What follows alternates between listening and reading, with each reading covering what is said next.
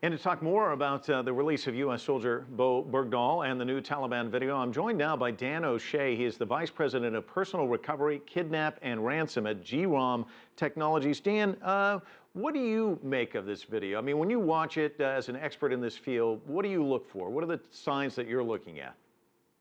Well, obviously, first and foremost, we're looking to confirm Bergdahl's condition. There was thought that Bergdahl was at dire circumstances with his health. He seems to be okay. He was obviously able to walk freely to the ambulance, and he doesn't seem like he's lost any weight. He looks basically virtually the same as he was a few years ago. So that's a first positive sign that he looks healthy, and obviously there didn't seem to be major injuries. But that's being checked out right now with the doctors and in Germany. Let me ask you this, if you would, just give us a thumbnail sketch of your background and your history and how you might look at this differently than a layman. Well, my claim to experience in this realm was from 2004 to 2006.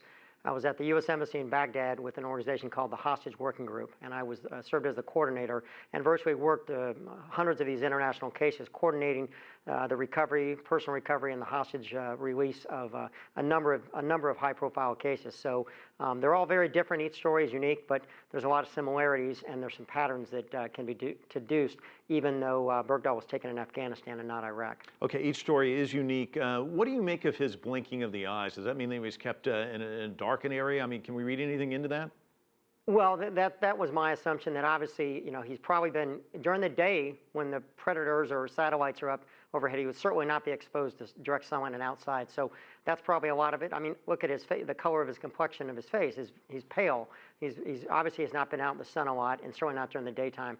So there's a combination of things. One, he hasn't been out in the sun during broad daylight often. His eyes are adjusting to that. But it's just the overwhelming sensation of what is now coming to an end after almost five long years. So I'm sure that had effect on the rapid eye blinking and just his overall condition, which he seemed to be pretty hesitant and pretty nervous, which obviously you can expect that to be the case. Well, Dan, the transition, because you said each of these is unique, but the transition back into society after being in captivity for a lengthy period of time, that has to be extremely difficult. And then I would sense that his is unique in the sense that there's been all of these allegations kind of floating about, which has to make it even more difficult for him. Well, I know for a fact that Bergdahl has been kept isolated. He's going through the repatriation process. He's in phase 2 right now in Germany, and they're keeping him isolated. So Bergdahl really probably has not seen the news. He probably hasn't seen any of this social media uproar. And that's going to be a storm when he comes back, and that will be a huge thing for him to deal with. And that will probably be there may be moments when he's back home and he probably wishes he was still hidden away in a cave somewhere. And I think that he has no idea the storm that he's about to face when he does come home to Haley, Idaho. What do you make of these allegations?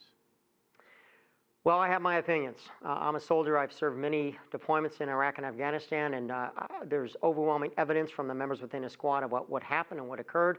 But I'm going to suspend judgment until Bergdahl is released and his side of the story is told. Now, there's been two kinds of stories that have emanated. That's one. The other happened earlier today when U.S. Senator Harry Reid took to the floor in the Senate and said, look, the real story here is the United States never leaves anyone behind, and that's really important. So I want to get that military perspective from you as well. What are your thoughts on that? Well, I agree. I've lived my whole life by this code. That's a part of the makeup. I come from a community that has never left a man behind in any battle in any space. My community, the Navy SEALs, it's part of our heritage and our legacy. And I know for a fact that my teammates would die to bring another of their brothers back, wounded, dead, or alive. So this code is very important to us. But I think the question that's not being asked is that this is a shift in our U.S. policy, even though it's not officially that we don't negotiate with terrorists. Our policy was, when I was in Iraq, that we never made concessions to terrorism. And that appears that we've taken a shift in that in U.S. policy. And I think that's the bigger implication here.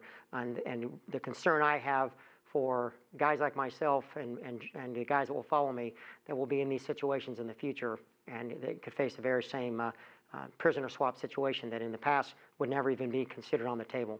All right, Dan O'Shea joining us from Tampa. Thank you so much.